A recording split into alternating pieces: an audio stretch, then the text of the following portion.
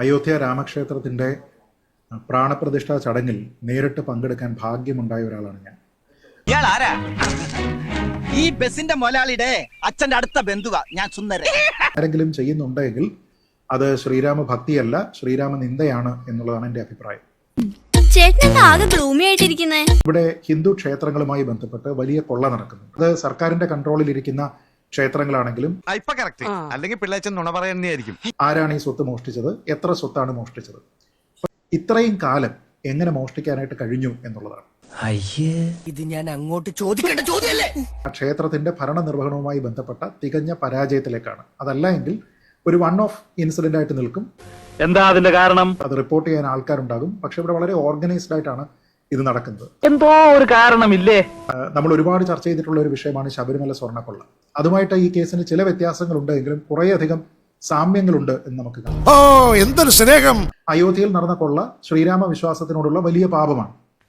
അങ്ങനെയുള്ള ഒരു കാര്യം ചർച്ച ചെയ്യുന്ന സമയത്ത് ഈ മോഷണത്തിന് ക്ഷേത്രത്തിന്റെ ഉൽപ്പത്തിയുമായിട്ടോ അല്ലെങ്കിൽ BJPക്ക് ഫൈസാബാദ് മണ്ഡലം ജയിക്കാൻ കഴിഞ്ഞില്ല എന്നുള്ള രാഷ്ട്രീയമായിട്ടുള്ള കാര്യമായിട്ടോ ഒരു ബന്ധവുമുണ്ടെന്ന് ഞാൻ കരുതുന്നില്ല.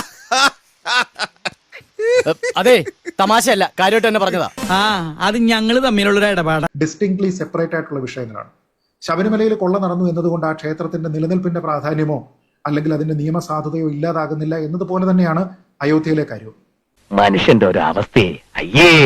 ഇവിടെ വേണ്ടതെന്താണ്? കുറ്റക്കാരായിട്ടുള്ള ആൾക്കാരെ മുന്നിലേക്ക് കൊണ്ടുവരിക, എങ്ങനെ ഇവർ ഈ കുറ്റം ചെയ്തു എന്നുള്ളത് എക്സ്പോസ് ചെയ്യുക, അതിൽ മാതൃകാപരമായിട്ടുള്ള ശിക്ഷ ഉണ്ടാവുക. നമ്മളൊക്കെ ഇവിടെ തന്നെ ഉണ്ടെന്ന് അവനൊന്ന് ഓർമ്മപ്പെടുത്തണ്ടേ? അവിടെ ഞാൻ കരുതുന്നത് ഇതിലെ ഒന്നാമത്തെ പ്രതി ഈ ക്ഷേത്രത്തിന്റെ മാനേജ്മെന്റ് ട്രസ്റ്റ് തന്നെയാണ് എന്നാണ്. ശബരിമലയിൽ ദേവസ്വം ബോർഡിന് എന്ത് അക്കൗണ്ടബിലിറ്റി ആണോ ഉള്ളത്, ഒരുപക്ഷെ അതിനേക്കാൾ കൂടുതൽ അക്കൗണ്ടബിലിറ്റി അയോധ്യയിലെ ട്രസ്റ്റിനുണ്ട്. കാരണം സ്വത്തിന്റെ സംരക്ഷണം ട്രസ്റ്റിന്റെ ഉത്തരവാദിത്തമാണ്. പണം എണ്ണുന്നതിന് അവിടെ സ്റ്റാൻഡേർഡ് ഓപ്പറേറ്റിംഗ് പ്രൊസീജിയർ ഇല്ല എന്നൊക്കെ അറിയുന്നത് ഞെട്ടിക്കുന്ന കാര്യമാണ്. വെറും ഭയങ്കരനല്ല, ഭയങ്കരമാണ്. ഞാൻ ഒരിക്കലും കരുതുന്നില്ല താഴെ തസ്തികകളിലുള്ള ആൾക്കാർക്ക് ഇത്രയും വലിയ കോടികളുടെ തട്ടിപ്പ് നടത്താനായിട്ട് അത്ര ഈസി ആയിട്ട് സാധിക്കും എന്ന് ഞാൻ കരുതുന്നില്ല.